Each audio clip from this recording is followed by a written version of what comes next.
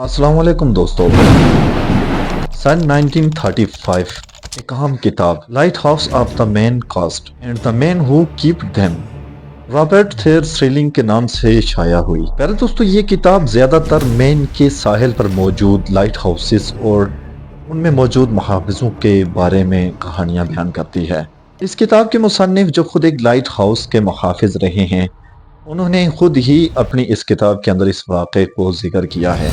ये कहानी एक ऐसी लाइट हाउस की है जो न सिर्फ समंदर के बीचों बीच समंदर के अंदर भटके हुए जहाज़ों को रास्ता दिखाता था, बल्कि वहाँ पर मौजूद सारे लोगों के दिलों के अंदर एक पुरअसरार किस्म का खौफ भी पैदा कर दिया करता था। सन 1935 का वो तूफानी मौसम, समंदर की गरजती लहरें और अंधेरी रात। उस रोज लाइट हाउस में कुछ ऐसा हुआ कि जो आज तक किसी ने ना देखा था और ना ही समझ पाया था। कहते हैं कि कुछ जगह ऐसी होती हैं जो अपनी कहानियां खुद बयान करती हैं, लेकिन इस लाइट हाउस के बारे में वो शख्स खुद कहानी सुना रहा था जो अब इस रात को मौत के मुंह से निकल कर आया था। जी हाँ प्यारे दोस्तों, ये रात आम रातों जैसी नहीं थी। तेज हवा की सरसराहट में चीखों की बाजी गश्त सुनाई देती थी और लाइट हाउस के अंदर कुछ ऐसा हो रहा था जिसने इस मुहाफ़िज़ की रूह को झंझोड़ के रख दिया था। साल सन 1935 की बात है कि एक जजीरे के साहिल पर एक खौफनाक किस्म का लाइट हाउस मौजूद था। ये लाइट हाउस बहरे ओकियानूस के अंदर जहाज़ों को रास्ता दिखाने के लिए बनाया गया था। हिंदुस्तान से ताल्लुक़ रखने वाला नौजवान फहद जो उस वक़्त वहाँ इस लाइट हाउस में मुहाफ़िज़ था, जो कई सालों से इस लाइट हाउस में अपनी जिम्मेदारियाँ निभा रहा था। ये जगह बिल्कुल तन्हाई का शिकार थी और सिर्फ ज़रूरी सामान कश्तियों के ज़रिए वहाँ पहुँचाया जाता था। एक रात शदीद तूफ़ान आया, समंदर की लहरें ख़तरनाक हद तक बुलंद होती जा रही थी और हवा की आवाज़ किसी इंसान की चीखों जैसी लग रही थी। फहद अपनी ड्यूटी पर था, लेकिन इस रात कुछ अजीब हुआ।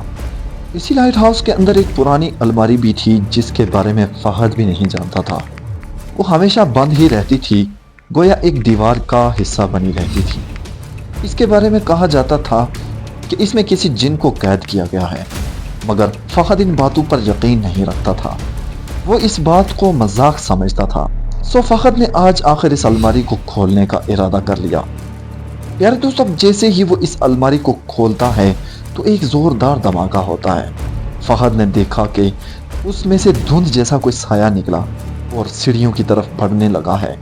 फहद ने अपनी आंखों पर तो यकीन ना किया, लेकिन उसे यूं महसूस हो रहा था कि जैसे वो साया किसी को अपनी तरफ बुला रहा हो। अब वो भागकर वहां से जाना तो चाहता था, लेकिन समुद्री तूफान और तूफानी बारिशों की वजह से, तूफानी हवाओं की वजह से अब वो लाइट हाउस से भी बाहर नहीं जा सकता था।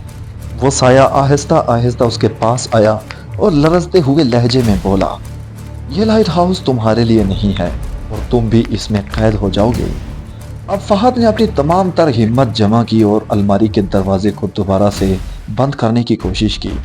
जैसे ही इसने दरवाजे को बंद किया तो इसे एक जोरदार चीख सुनाई दी और वो साया गायब हो गया। जैसे तैसे उसने वहां रात गुजारी और सुबह के वक्त जब तूफान थम गया तो फहद ने मौका मिलते ही इस जजीरे को छोड़ दिया। जब वो लोगों को ये कहानी सुनाने पहुंचा तो सब हैरान थे।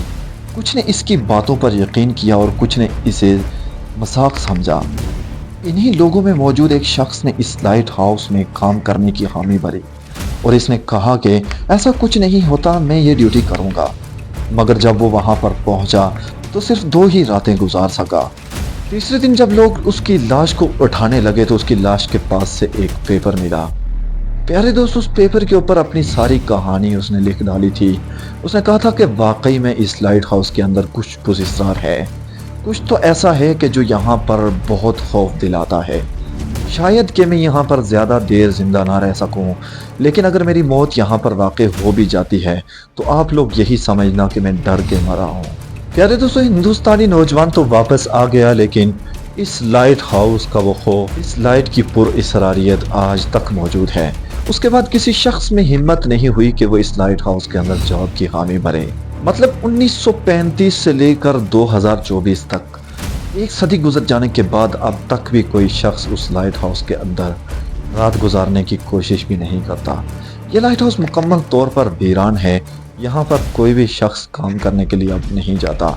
اور اب اس لائٹ ہاؤس کو سمندری جہازوں کے لیے بالکل بھی استعمال نہیں کیا جاتا۔ اور پھر اس تمام تر کہانی کو اس کتاب کے اندر ذکر کر دیا گیا جو رابرٹ سٹرلنگ کے نام سے شائع ہوئی تھی۔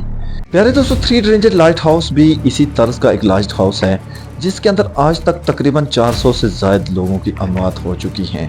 مطلب کہ اتنے سارے لوگوں میں سے صرف اور صرف 3 لوگ ہی زندہ واپس لوٹ سکے ہیں۔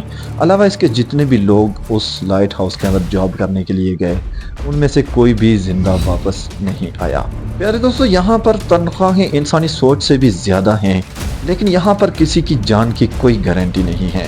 اس لیے کہتے ہیں کہ لالچ نہیں کرنی چاہیے، وگرنہ قسمت ہر بار انسان کا ساتھ نہیں دیتی۔ پیارے دوستو، آج کا واقعہ کیسا لگا کمنٹ کر کے مجھے ضرور بتائیے۔ چینل پر نئے ہیں تو چینل کو سبسکرائب کر دیجئے۔ اپنی دعاؤں میں یاد رکھیے گا۔ مجھے دیجئے اجازت۔ اللہ حافظ۔